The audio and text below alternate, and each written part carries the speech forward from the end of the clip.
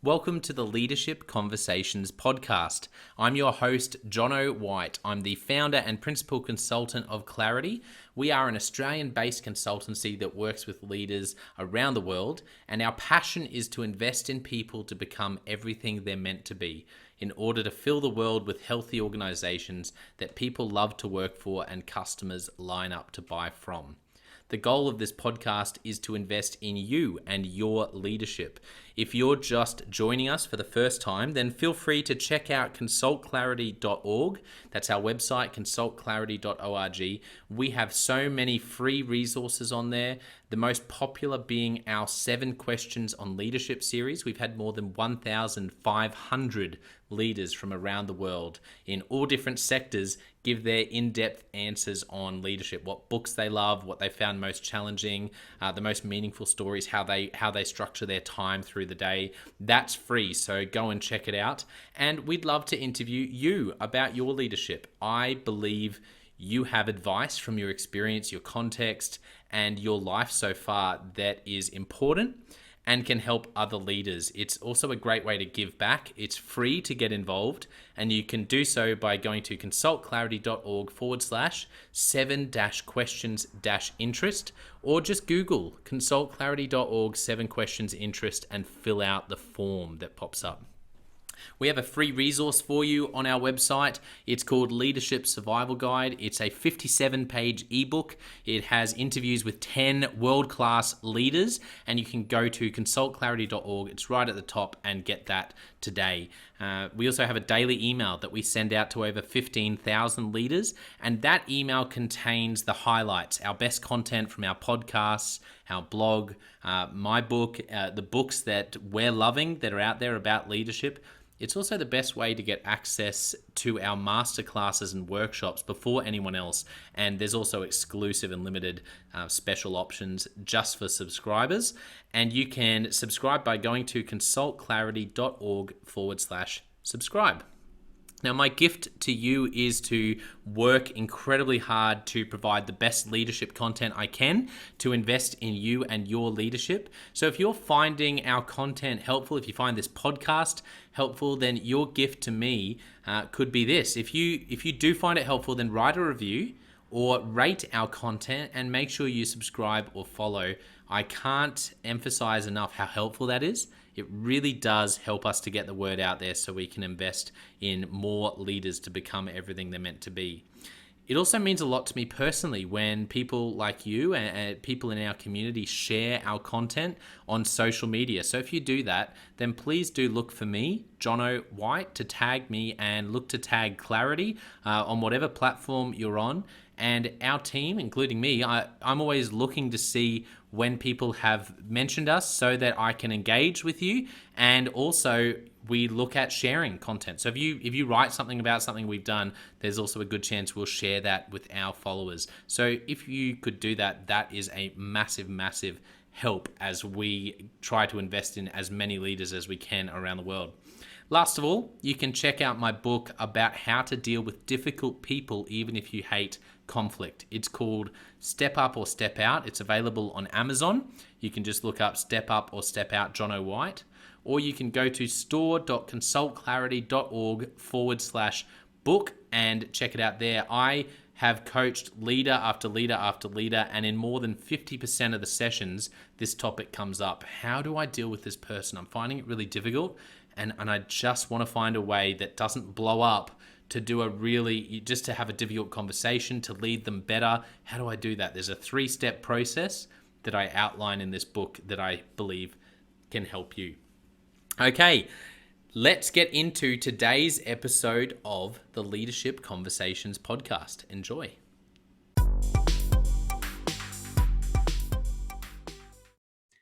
Welcome to another episode of the Leadership Conversations podcast.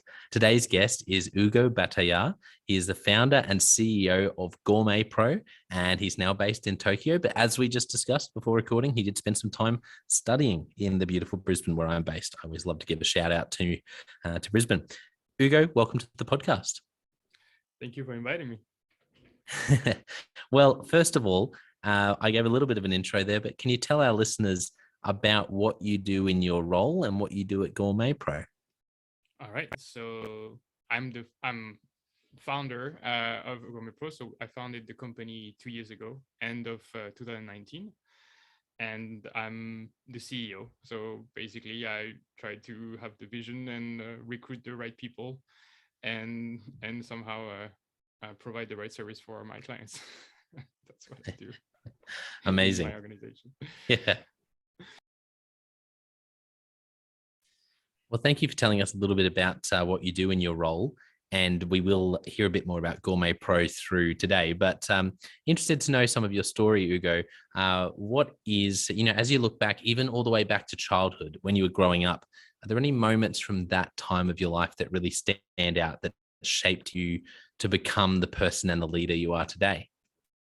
Wow, that far. When I was really young, like I started like at 4, I was like in martial arts, and I went pretty high level, but again, really, really young. So somehow, uh, it was more like a bit individual sport, right? So you don't necessarily find the same kind of team spirits as when you're doing a collective sport, but it felt like it was really still something where you need to master yourself and understand the other in order to succeed. So I think that was my first.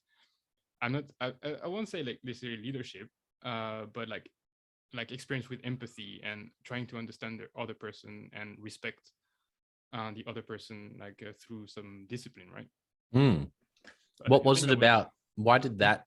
Why did that come to mind? Martial arts. because it's a lot about it's a lot about like respecting the other. And for me, like I think in like a leader needs to both respect and understand, empathize with the people you lead. So that's why that's the first thing that came to mind in in my story, I guess. Yeah, I love Because that. it, yeah, and again, like you, even though it's individual, you're always confronted to somebody else, right? So, and even if it's like a and on the opposite side, it's not just free for all, and you're angry at them, and like it's not like a fight in the street, right? It's really about um, applying your technique and Yeah. understanding the other technique, the other's person technique, and in order to get the best of it. So for me, that's why like I thought about that, like really like this respect, this empathy, this um like reaction and even like prediction of what they're gonna do. You can apply Mm. a lot of it in leadership, because again, it's for me, leadership is a lot about understanding the people Yes. you're leading in order to get the best of them. Yeah, that's wonderful. I always love the stories that come to mind for people from when they're 4 and 5. And it always fascinates me how those early memories really do shape how we lead. What about as you grew a bit older? Are there any moments as you were growing up that also stand out for you as being really pivotal in shaping you into the person you are? So as I was growing up, like more in the teenage years, um was really more about having fun, to be honest. So I don't, I don't know if it really shaped my leadership. Uh, but afterwards, more, it felt like uh, the first internship I had actually was in Japan. You, Yeah. it kind of felt like it just puts you in place, because you're like, oh, I know what I'm doing. I've studied this for years now, and then you get to your first role, and then you you kind of realize like you suck at it really bad. For me, it was software engineering, and I was like, wow. And I had this moment like the first maybe 3 weeks where I felt like they're gonna fire me. Like I mean, like even if it's an internship, like I'm good at nothing and everything. And for me, like that's maybe like the first time I really understood the the need for a good leader and a good manager, because the person then like actually is an Australian from Adelaide. Um, Yeah.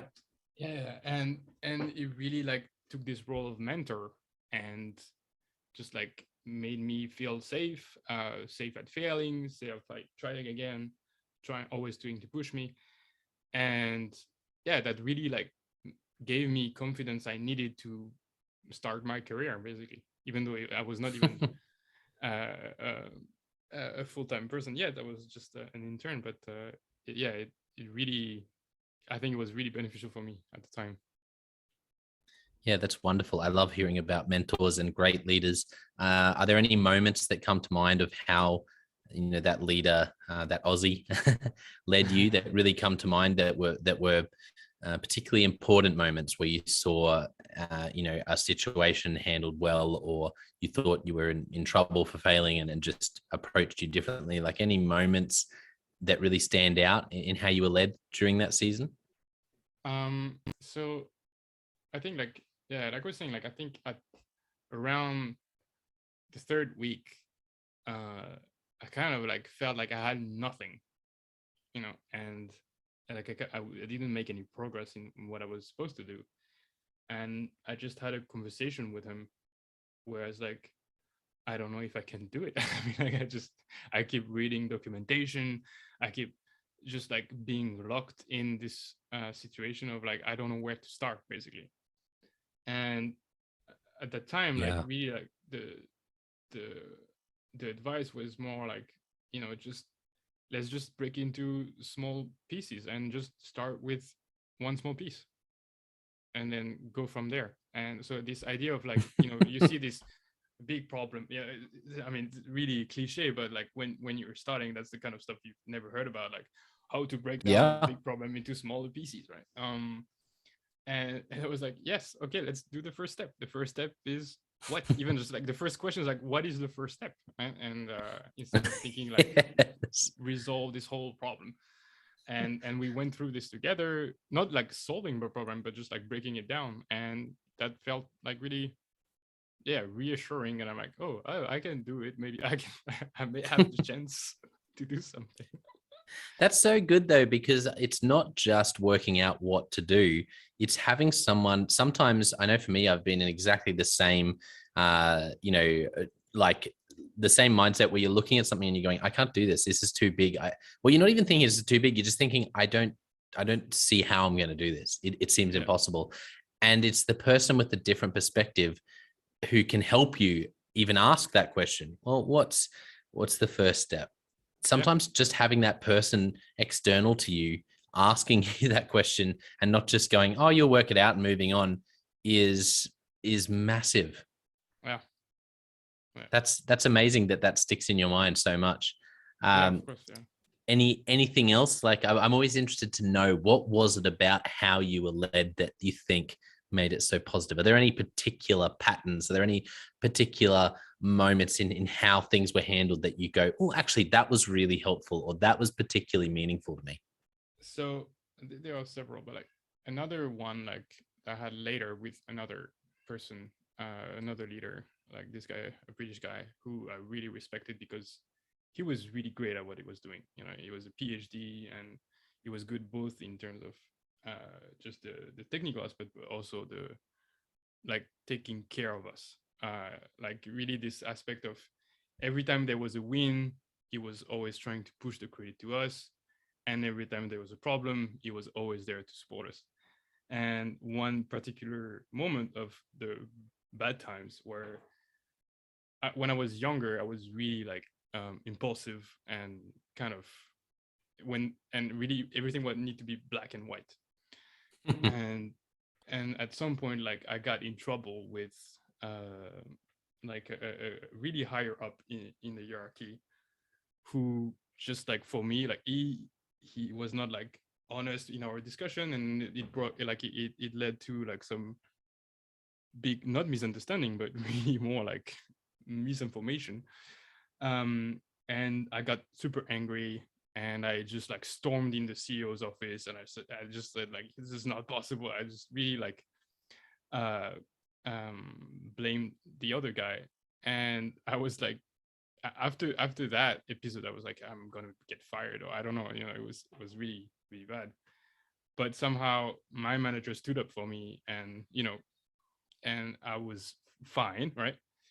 Yeah. um and for me, like it felt like it was a really risky situation for him just to take my defense, whereas like I was a junior guy. I had maybe like 1 or 2 years experience total, not just in the company. And the fact that that person just stood up for me, felt like this is the kind of person I want to be in the future, right? I always have the back of the personalities, of Yeah. course, except if I don't believe in them, that would be bad. But like the fact that he Mm. believed in me, and not just believe but also acted on it, was a really great, a great example of leadership that I will never forget. Yeah. Yeah, thank you for sharing that. And it's one of the things that comes up again and again and again on this podcast is people remember leaders, and we never forget when a leader stands up for us and has our back. And like Yeah, you said, and part of that is giving credit for the wins and jumping in and taking responsibility, taking shared responsibility, taking the hit for losses is really so much of what great leadership is about. yeah, exactly. Um, so and then I had another kind of, I think it's less of a moment, but more of a general philosophy. Is at some point I worked with a like an online fitness company, and my manager there like he had one-on-ones with people, and for me, the experience of like the closest to that was like kind of performance review or something, you know. And the first time I went to this one-on-one, he was like, "So how you been feeling this month?" And I was like, "This is not how a performance review or something like this usually happens." Um, and it was not about performance. It was not about the work itself. It was more about me growing and like feeling, Yeah. uh, my feelings in the company. The fact that like, am I growing there? Am I in the right position? Am I doing the right thing? Do I have some goals? Let's set up some goals together, but not about like achieve a performance, but more like growth goals, right? Like, where do you want to be? Where do you want to go? How can we align this with the goals of the company? And that really like that really changed my way of thinking about leadership. Because it Mm. was the first time even I had to reflect on myself. You know, it's like somebody Yeah. asked me like, all right, so what did you do wrong? What did you do good this month, right? And what would you like to start? What would you like to stop?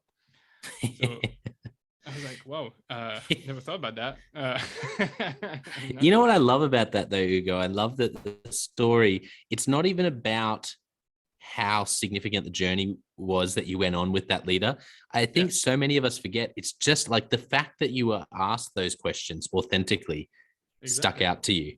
And I Yeah, think but it's so hard because we get so busy, but just stopping, blocking out the time and actually checking in like that can yeah, be so meaningful. That's just, I find that so surprising, but I understand it. But at the same time, it's counterintuitive that something so simple can be so meaningful to someone. But it's that's what makes it so profound. I just really love that story. yeah. And since then, all the all the roles I've had the same one-on-ones with people. I mean, same. Like I kind of try to improve on it. You know, I have my even have a template. I have all the questions I ask.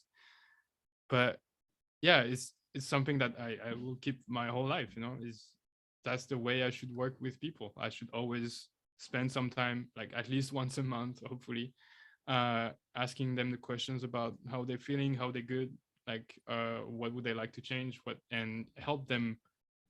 The only input I have is more like pushing them to set some directions for their own career, for their own goals, right? So Yeah. all the rest is just about listening. That's so good. I mean, I'm so interested in this. I hope it's okay. I just want to ask you a bit more about it.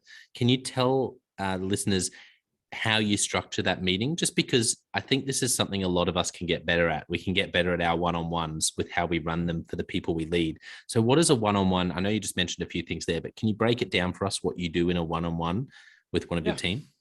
So first part is really just like how was last month, right?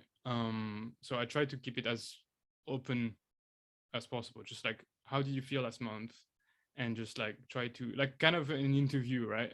Like not an interview for a job, like an interview like now, right? Just try to bounce on stuff people say and try to dig a Yeah. bit deeper, but no structure there for the first part.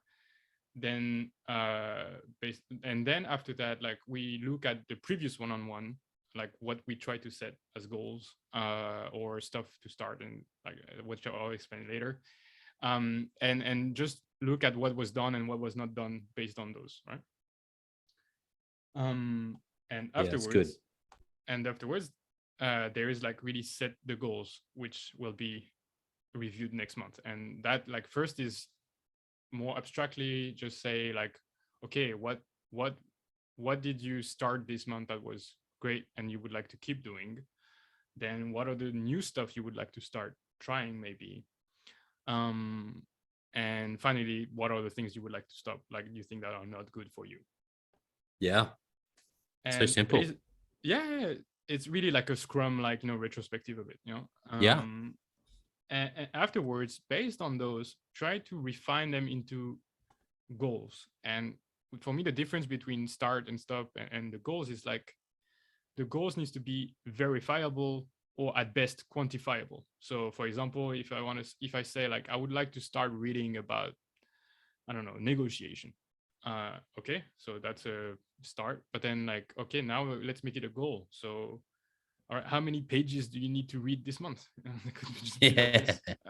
Or like, is it a whole book? Is it going to be at least, I don't know, 10 articles? You know, do something which is at least verifiable and, like I said, like at best quantifiable. Yeah, that's so And good. so those things are the things I will review the month after, right? In the after the first part, we will go through those and say like, so did you really start doing what you wanted to start? Did you stop? And in terms of goals, did you achieve those? Did you not achieve those? So people can really follow up. Like there is an actual follow up on what they say, and not just like just setting things for nothing. That's so good. Sorry, keep going. Yeah. And so, and after that, there's also like we have some midterm goals. So that maybe like more like 6 months that we review, or like if it's at the end of 6 months, it's time to reset them. Else it's just like, are we still aligned, or are we still, is it still relevant, and have you achieved those? And finally, the last part is more feedback to me or management in general. So now we talked about you. Now, like, how do you feel about us, about the company in general? Like, is there anything you would like us to improve, or me personally, like anybody personally? But Yeah. like, yeah, just to have a feedback to the top. Out of those one-on-ones, how does that work together with, say, team or organizational goals? So for me, that like I really separate those, right? Like the team goals, right? They are like really about like performance, and they are like more team conversations. On an individual level, it's more about like, is there anything, like I assume, right? And that's where like the trust also comes into play, that the the employee has the best interest for the company and wants to follow and wants to achieve the goal of the team. So when we set the goals, like if they like either they make the link to the company goals, or sometimes I suggest it's like, oh, you seem to be interested in this, and the company needs that right now. Maybe this month you could focus on improving on that particular aspect, so it would help you achieve the team goal while being aligned with your own career growth path or something. Yeah, that's interesting. I like that. So you have the team goals, performance, that's really team conversations, but you only really bring them up individually if there's a clear connection Yeah, between the two. That's exactly. interesting. I love your process for your one-on-ones, because have you read the 4 Disciplines of Execution? Nope. Yeah, it's like well, you're using so many of the principles in those one-on-ones. It's such a good book, because and it's so simple, because you're doing these things so well. Firstly, it's about intentionally setting goals. And I love what you said. What did you say again? It's not just about if not I'm going to mess it up. What was that you said about verifiable or quantifiable? Verifiable or better quantifiable. Like there needs to Verifiable be or some, better quantifiable. yeah, it's like you have a quantity. You have like, even like, in the goals, I have a section like personal goals. Like I want to start running. Like, all right, how many kilometers do you want to run this month or like per week or something, Yeah. So that's yeah, quantifiable or verifiable. That's so good. And the thing that I find so interesting is, the 4 disciplines of execution. They talk about wildly important goals, as an organization, and then breaking that down into lag indicators and lead indicators. But the thing that reminded me of what they talk about is that they talk about just having what is it, like regular sort of accountability conversations as a team. And we overthink this so much, but all they're really saying is set a goal, make it quantifiable or verifiable, preferably quantifiable, and then check in again. Like that's it. It's not much more than that. It's amazing how much as human beings, once we have accountability and we know someone's going to be checking in with us, our reputation's on the line, and things change. I agree. That's amazing. That's why I love your process. And again, it's not even about shame, right? Like if you don't achieve your goal, like for me, like when we have the conversation, like, and something has not been achieved, it's more about like, all right, why was this, right? Is there something else? Or finally, like actually the goal was not right. Like you were not really into it. And maybe that it reveals something else. Like I just said that because I thought that was important to me, but maybe it's not important to me and I would like to focus on something else. So it's, again, for me, 100%. It's really different from a team goal, like a company goal. Like there is like, we need to get it, right? Whereas like a personal goal, like even if you don't achieve it, that information is also valuable because you can understand why. And since you set it yourself, right? Like it's not me who pushes your goals, right? So if you set that goal yourself and now you don't achieve it, so why not? Let's try to understand why, right? I think, and I think we really underestimate just taking the time to invest in people and how much it means. It doesn't need to be much. It can be simple things. Like what you're talking about is so simple. It's spending an hour, asking some questions, listening, being present, and then following up and spending another hour down the track. Like but when the other person, when the penny drops and they go, this person actually cares about me and wants to help me, that's so significant for people, and we underestimate it. Yeah, for sure. I mean, I remember like when I, like my previous job, like I was CTO of a company in Japan, and I started doing that with Japanese people who are not really used to that at all, like having to talk about feelings. And I remember like the first few meetings, people were like, what are we doing here? Kind of like, what? It's like, what am I feeling? I don't know. Like I've done this, I've done that. And I'm like, no, I don't, I know what you've done. I've been there, I could see you. But I just would like to know like how you felt about all those things you've done. And like, do you think like you've done enough? Do you think you would like to do more? Do you think you would like to do something else or something different? And so at the beginning it was a bit tough to get to the actual core of what they were feeling, right? But afterwards, like when people understood the process and the goal, like then it became way more natural. And also like the one-on-ones would take longer because people would like open more. And for me, that was a good sign that it's like, oh, people are actually expecting this meeting. They were like, actually, I was looking forward to it because I had a bunch of things to talk about, and like, great, that's what it is for. It's so good. And we can see that extra time that it takes with people. Like I know there'd be leaders going, I just don't have 2 hours.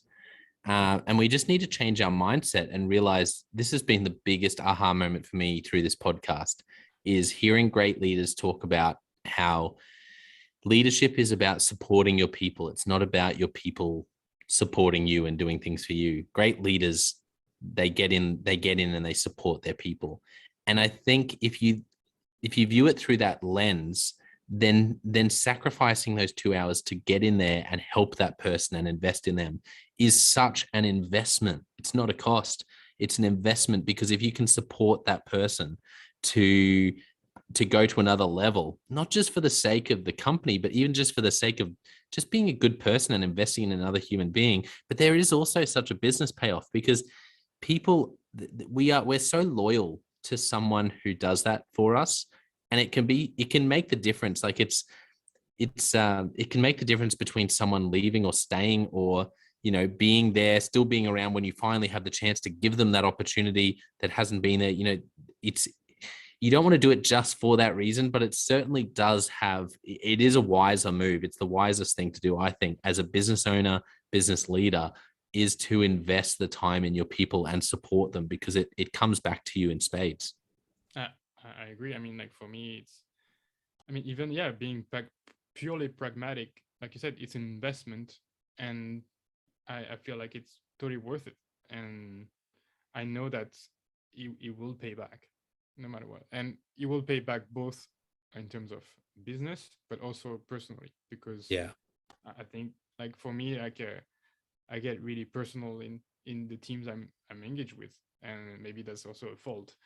uh, but you grow friendship, you grow Yeah.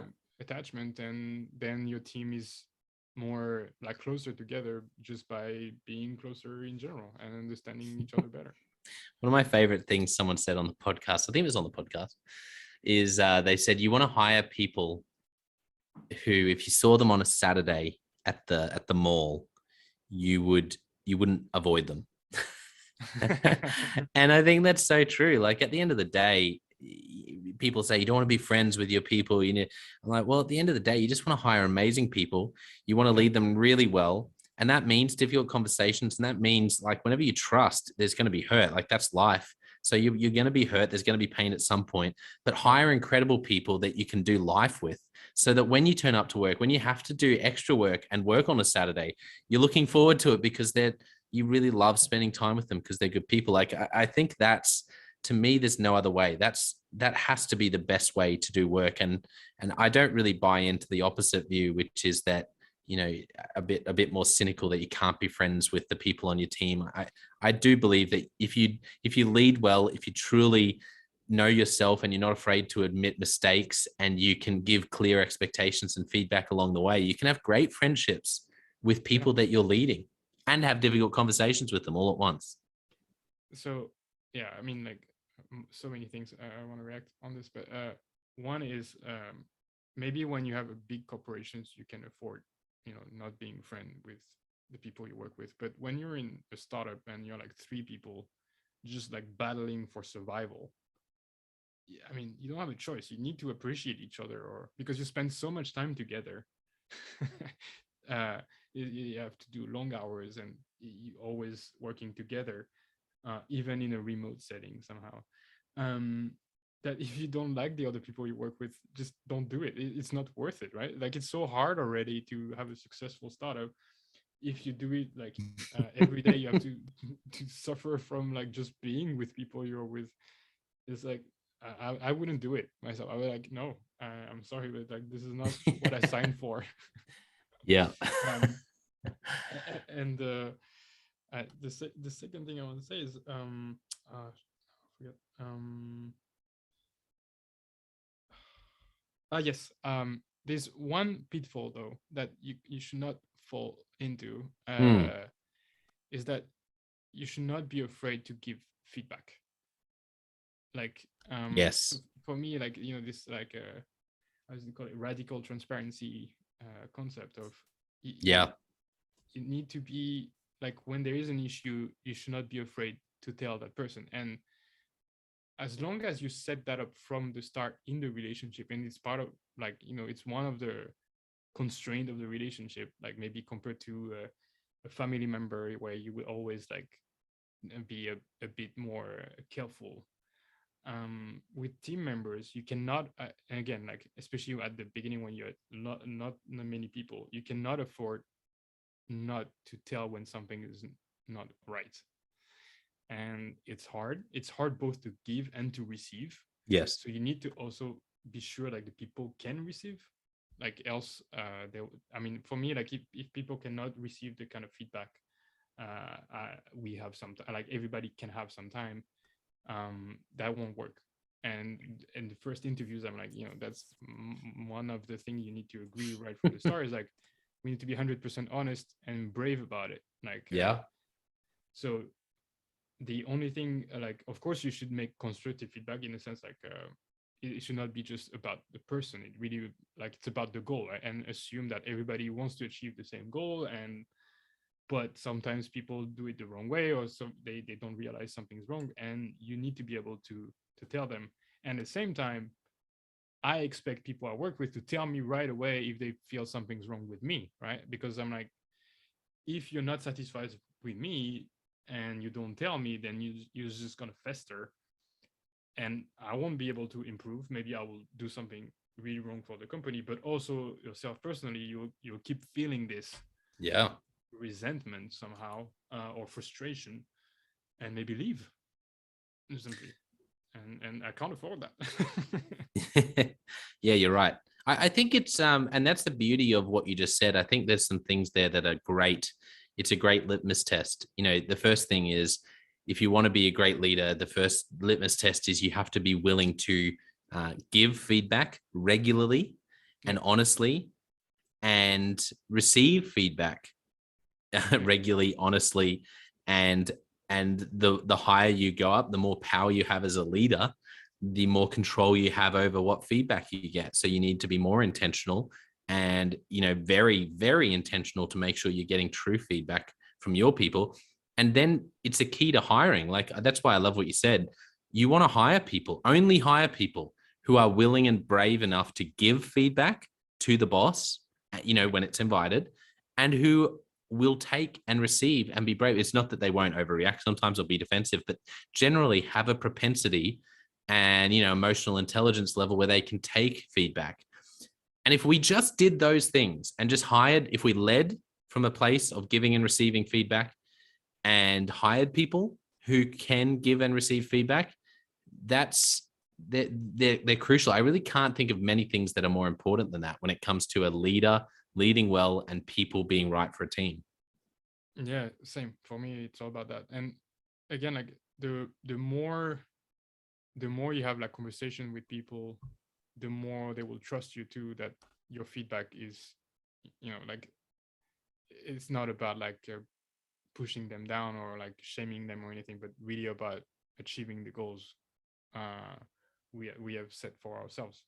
So that's why also, like, it's, Mm, in order to welcome that transparency, you need to be able, you need to listen a lot, and you need to be able to show sometimes also your own weaknesses, right? yeah. Not being afraid, like, because sometimes it's feedback, but sometimes also, like, you need to be able to show your own failures, because if you're willing to do that, people will respect you more. 100%. And you got to be careful. We all have bad days, but if you shut down someone's feedback to you, your chances of them ever trying again are going to be really low. Of So course. we need to, and it's so counterintuitive because we want to protect ourselves and we get defensive. But when someone gives you feedback on something you can do better as a leader, you need to go like 10 times harder than normal to make sure you listen, make sure they feel heard, and you really take it on board. Because what you're doing is you're going to set a precedent. And if you don't handle it well and they don't feel heard, then they're not going to come back to you again in the future. Yeah, exactly. So, Ugo, tell us a little bit about your current company. And I'm interested to know through the pandemic, what's been sort of the biggest challenge for you as a leader the past couple of years? All right, so the company, so GourmetPro, when I'm not from the food and beverage industry at all. And GourmetPro is a network of independent consultants specialized in food and beverage. So we build a brand, we find customers and like companies who are in the food and beverage industry and maybe either want to enter Japan or already in Japan, and then we match them with consultants with the right skills. So it could be marketing, business development, or even product formulation, sustainability. And so that's the current business. But when we started, like in 2019, I wanted to build just a platform, because I'm a software guy. So every solution needs to be a software. Um, I thought like at the time there was an agreement between an agreement that started between Europe and Japan about it's called the EPA that reduces the duty rates on like food products from Europe, and the idea was to create some business matching platform where I would source products and companies from Europe and introduce them to Japanese retails.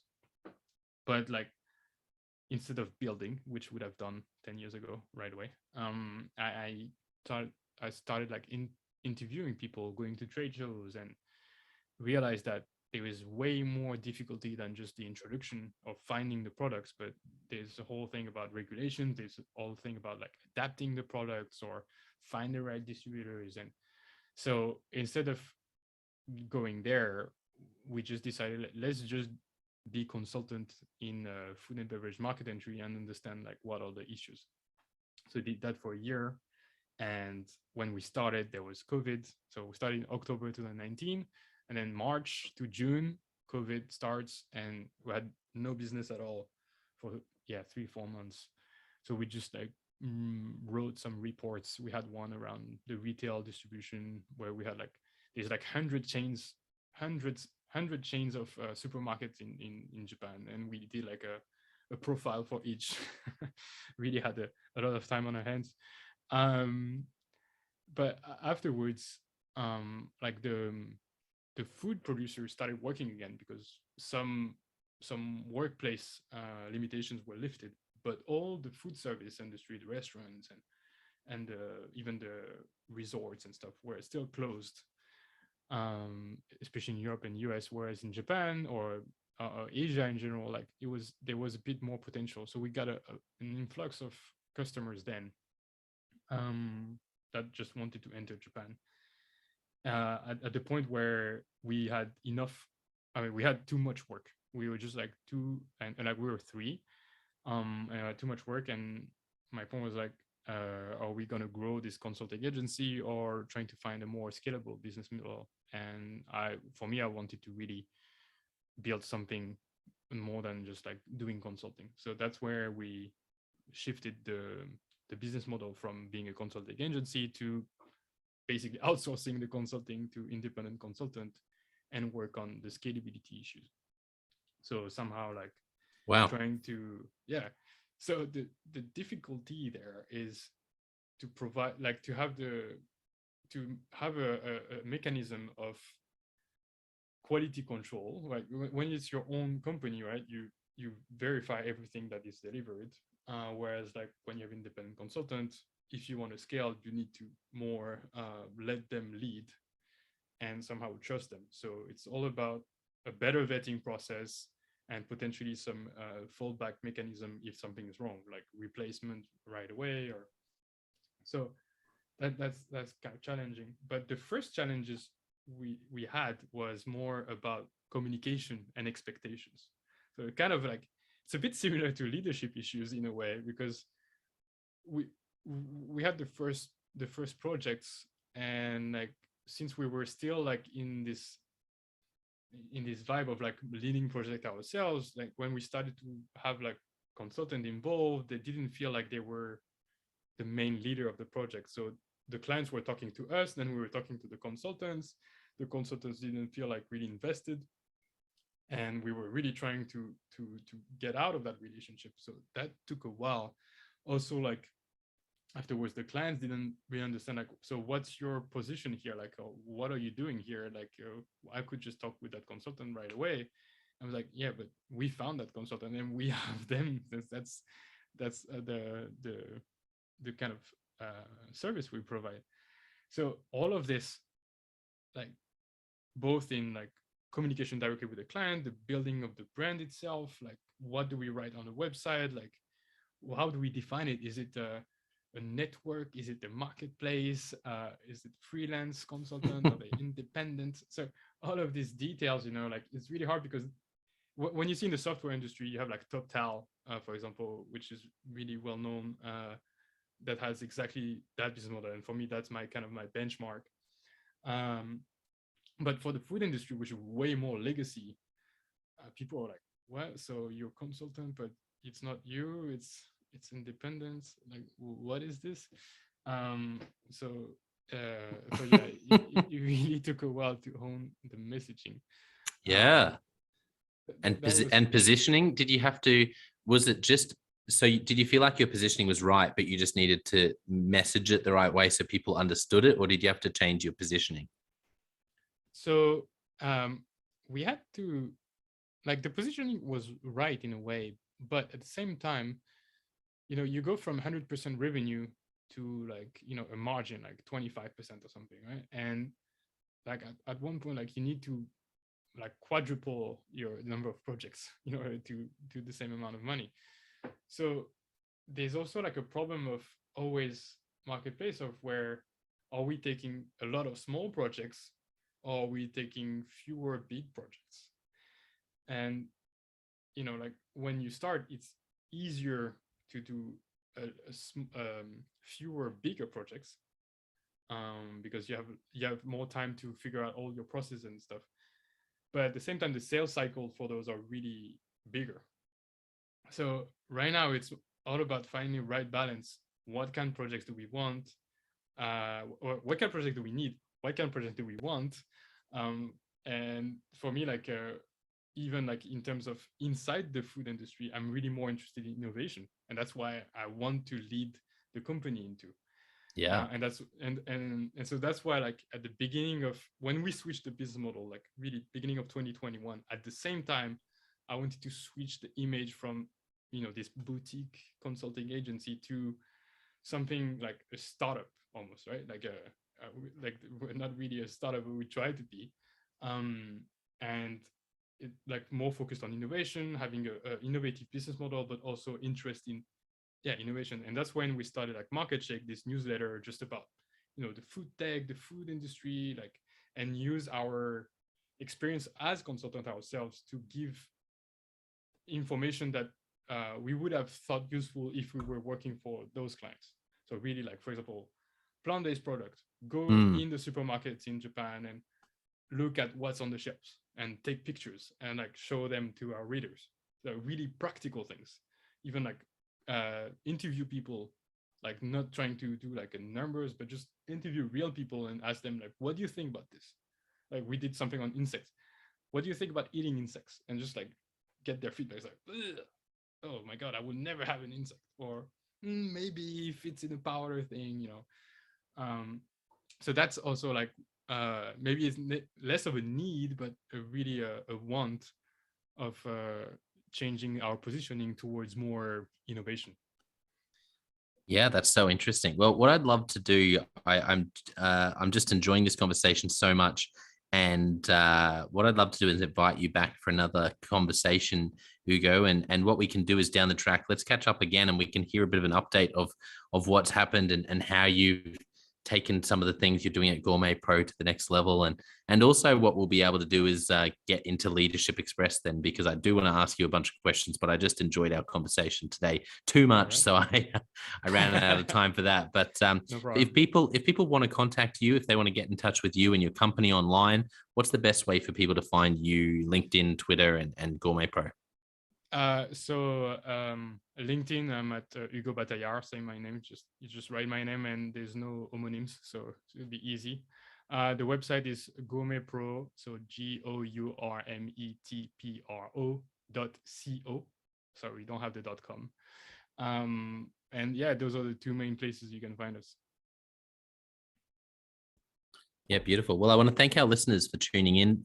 Ugo's story has been really great. The one-on-ones, I think, is going to really help a lot of people to go and have a different approach for your one-on-ones this week or this month, and try something different. And I love Ugo's sort of structure. I think it's fantastic. Don't forget, for our listeners, we also have the Jonno White Leadership Podcast, where I give you tips on how to build a high-performance team, and how to become a coach, and how to create a coaching culture in your organization, things like that. And the leadership question of the day, where I put a different question out there every day as a stone in your shoe, just to challenge you and make you uncomfortable as a leader, help you grow. But I want to finish today by saying a massive thank you to Ugo Bataillard for coming on and just being so generous with your time and sharing such wisdom. I've just loved hearing some of your story. and hearing about an Australian and how an Australian really had a great impact on your life. That was nice. But also just finding out a bit more about you. It's been wonderful. Thank you for coming on, Ugo. Thank you so much for inviting me. It was great. I love the conversation.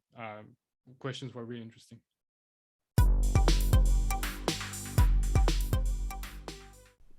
Well, I hope you enjoyed that episode of the Leadership Conversations podcast as much as I did. If you're joining us for the first time, don't forget to check out consultclarity.org. That's our website, consultclarity.org.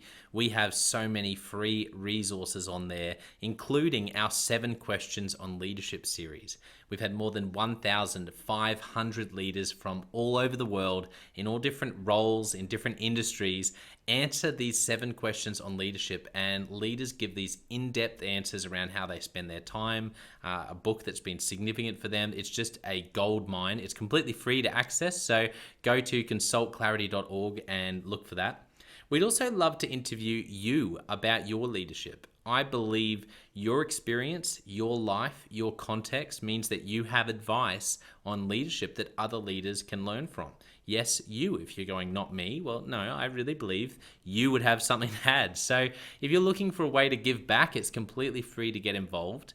And we would love to interview you through the 7 Questions on Leadership. You just go to consultclarity.org/7-questions-interest, or Google consultclarity.org 7 questions interest and fill out the form and get involved. We have a free resource on our website called the Leadership Survival Guide. It's a 57-page ebook, 10 world-class leaders giving their thoughts on leadership, and that's completely free. It's available on our homepage, consultclarity.org, right at the top, so make sure you go and get that and download it today. And we have a free daily email that you can subscribe to. We send this out to over 15,000 leaders from around the world. And it contains the highlights of content from our podcasts, our blogs, our books we're reading. It's got the best content, and it gives you exclusive, limited, early access to our masterclasses, workshops, new products, special offers. It's all for our subscribers. You can go to consultclarity.org/subscribe and join 15,000 other leaders. And you know, my gift to you is to work really hard, particularly through the Leadership Conversations podcast. I have been blown away by the quality of the leaders, and I'm learning as much as anyone in doing these interviews. So I'm having a great time. And my gift to you is to keep lining up the best leaders I can to invest in your leadership. Your gift to me, if you're finding this helpful, there is something that you could do that would help us out massively. And that is to write a review and to leave a rating for our podcast or wherever you're watching or listening to this. I can't tell you how much that helps us out. Also, subscribe or follow. It really does make a difference in helping us to help more leaders become everything they're meant to be. Another thing that means a lot to me personally is when I see our community share our content. So if you do share this or any other piece of content on social media, then thank you, and please do that. And look for me, Jonno White, or Clarity, and tag us in your post. Our team is always looking for posts to engage with from our community, and there's also a chance that we'll share your content to go beyond and share it with our followers. Last of all, you can check out my book. It's called Step Up or Step Out: How to Deal with Difficult People Even If You Hate Conflict. I wrote this book because 50% of the coaching sessions I have with leaders, this topic comes up again and again and again. And it's this idea of, how do I have this difficult conversation? How do I lead this person better when I'm finding them difficult? Or in some cases, you look and you say, I think I might be leading a difficult person. They're just quite difficult to lead, or I'm finding them quite difficult to lead. So there's a 3-step process that I unpack in Step Up or Step Out.